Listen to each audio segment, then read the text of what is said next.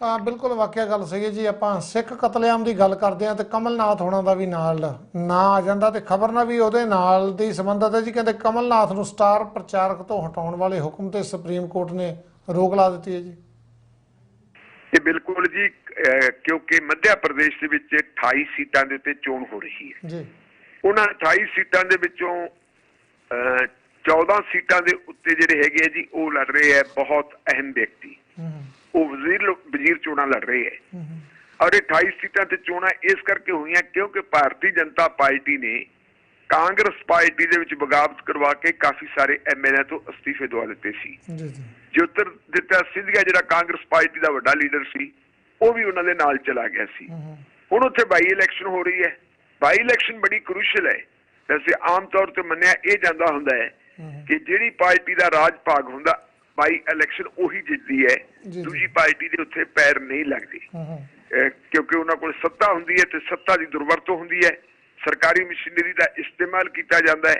हर जिहड़ा हैगा हरबा वरत्या जाता है और वो हरबे वरत के वो आम तौर पर इलैक्शनां जित लैंदी हुंदी है।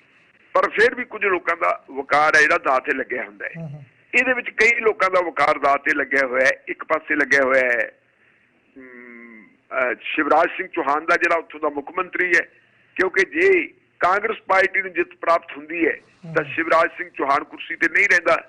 देश के प्रधानमंत्री नरेंद्र मोदी साहब ते भारतीय जनता पार्टी का वकार भी दाਅ ते लग्या होया है क्योंकि जो कुछ होया है उन्हां दी सहमति दे नाल ते उन्हां दी सरपरस्ती दे हेठ होया है। कांग्रेस पार्टी जिहड़ी है अपना सारा कुछ गवाई बैठी है लेकिन एक रीजनल लीडर के तौर के उत्ते मध्य प्रदेश के लीडर के तौर के उत्ते वकार ज्योतिरादित्य सिंधिया का भी लग्या हुआ है क्योंकि वह कांग्रेस पार्टी के विचों आया है और अजे तक बेशक केंद्र की भारतीय जनता पार्टी की लीडरशिप ने उन्होंने अडोप्ट कर लिया लेकिन मध्य प्रदेश की जी भारतीय जनता पार्टी का काफी बड़ा हिस्सा उन्होंने बर्दाश्त करने को तैयार नहीं क्योंकि पिछले समय के दौरान उन्होंने टक्कर उस नाल ही रही है।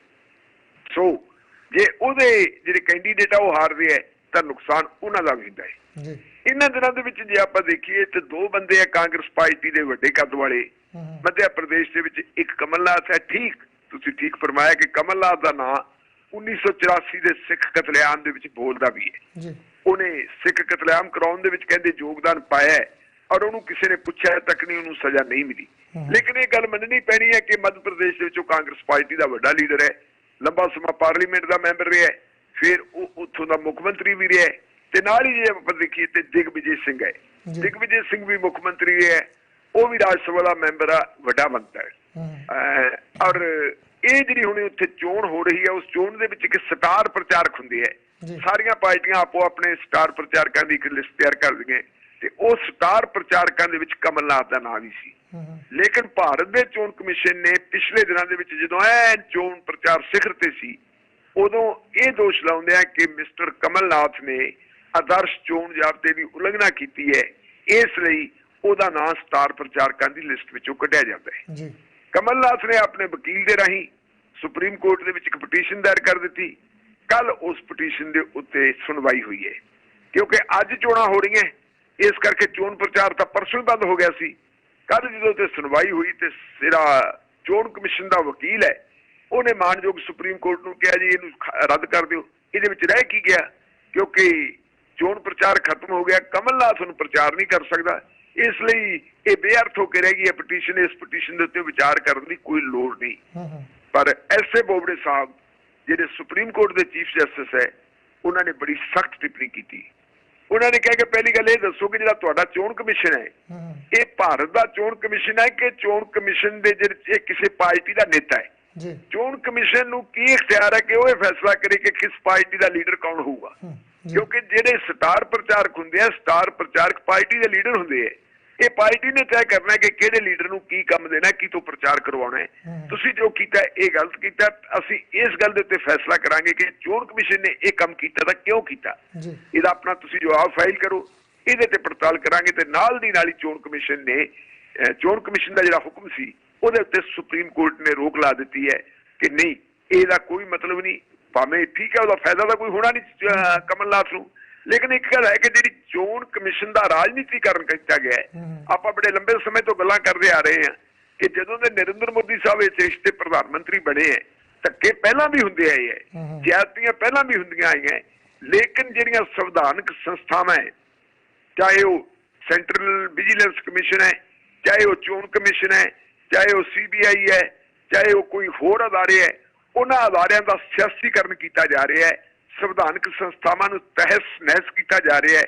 ਉੱਥੇ ਜਿਹੜੇ ਹੈਗੇ ਵੱਡਿਆਂ ਅਹੁਦਿਆਂ ਦੇ ਉੱਤੇ ਬਹੁਤ ਛੋਟੇ ਬੰਦੇ ਬਿਠਾਏ ਜਾਂਦੇ ਹੈ, ਜਿਹੜੇ ਬੰਦਿਆਂ ਨੂੰ ਇਹ ਨਹੀਂ ਪਤਾ ਕਿ ਜਿਸ ਕਮਿਸ਼ਨ ਦੇ ਵਿੱਚ ਉਹਨਾਂ ਨੂੰ ਤਾਇਨਾਤ ਕੀਤਾ ਗਿਆ ਹੈ, ਇਹ ਕਮਿਸ਼ਨ ਬਹੁਤ ਵੱਡਾ, ਇਹਦਾ ਵਕਾਰ ਬਹੁਤ ਵੱਡਾ ਹੈ, ਲੇਕਿਨ ਉਹ ਛੋਟੇ ਬੰਦੇ ਕਿਉਂਕਿ ਜਿਨ੍ਹਾਂ ਦੀ ਉਹ ਚਾਕਰੀ ਕਰਦੇ ਹੈ, ਜਿਨ੍ਹਾਂ ਨੇ ਉਹਨਾਂ ਦੇ ਉੱਤੇ ਮਿਹਰ ਕੀਤੀ ਹੁੰਦੀ ਹੈ, ਉਹ ਉਹਨਾਂ ਨੂੰ ਸਮਝਦੇ ਆ ਕਿ ਸਾਡੇ ਤਾਂ ਜਿਹੜੇ ਅੰਨਦਾਤਾ ਇਹੀ ਹੈ ਤੇ ਜੋ ਉਹ ਚਾਹੁੰਦੇ ਆ ਉਹਦੇ ਮੁਤਾਬਕ ਉਹ ਫੈਸਲਾ ਕਰਦੇ ਹੈ।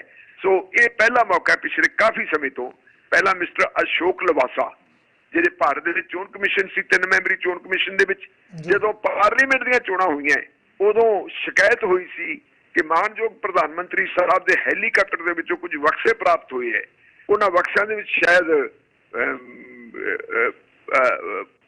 ਪੈਸਾ ਸੀ ਤੇ ਉਹਨਾਂ ਨੇ ਕਿਹਾ ਜਿਹੜੇ ਇੱਥੇ ਦਰਸ਼ਕ ਸੀਗੇ, ਚੋਣ ਅਬਜ਼ਰਵਰ ਸੀ, ਕਿ ਇਹਦੀ ਤਲਾਸ਼ੀ ਲਈ ਜਾਵੇ।